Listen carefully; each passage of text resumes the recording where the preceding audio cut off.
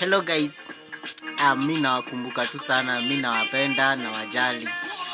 Mara mingi nawafikiria tu sana. Hata nafikiria tu hata nizidi. Hata wish ningekuwa tu hapo tu tuongee na nyinyi tu free.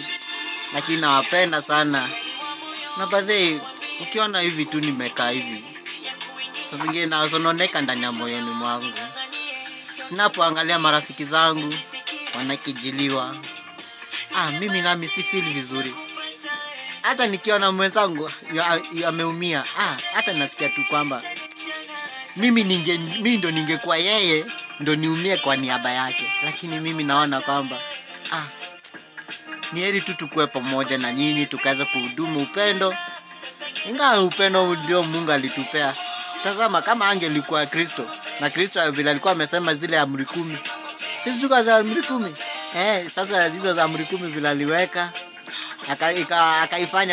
akaifanya fupi. Ilikuwa nini? Upendo. Kwa maanisha ukiwa na upendo mambo itakuwa shwari. Na ukiwa na upendo huwezi tendea mtu mbaya. Hata wewe mwenyewe utafeel tu kwamba uko poa. Una feel comfortable hata na marafiki zako. Hata nawajali sana nyinyi wote, mimi nawapenda tu sana.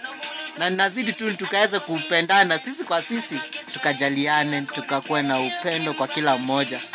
Lakini usionee mwenzako kiburi. Kwa sababu kiburi inavuta adhabu mbaya. Kiburi itakufanya ukaweza kuonea mwingine wivu. Kiburi itafanya wewe uwawe ama ukejiliwe. Kiburi itakufanya usikuwepo, utoweke. Na hakuna mtu yeyote ambaye anaweza hitaji kwamba akaweza kupoteza maisha yake. Kwa sababu kila mtu anasema maisha ni yake. Na huyu mwingine ajipange na kwake. Na uwezi kupita hiyo kiburi, uwezi kuendelea. Unapata kwamba umedidimia katika biashara, umedidimia katika mambo mengine ambayo ni shughuli ambayo ulikuwa unataka kufanya. Na hata uwezi endelea katika maisha.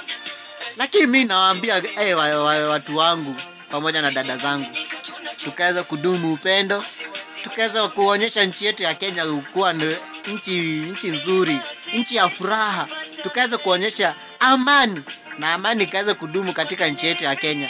Nawapenda nyinyi wote mnaotazama, mnaponiangalia. Nawashukuru na warudishia shukrani sana. Mungu akaweza kuwalinda na akaweza kuwajali. Lakini mkumbuke, ukaweza kutimiza ndoto yako. Usitegemee mwanadamu ili akuweze kukushughulikia. Jipange na mambo yako, na ukaweza kushughulika na mambo yako mwenyewe. Usingoje upangwe. Ukipangwa utapangika. Na Mungu akaweza kubariki. Tukutane.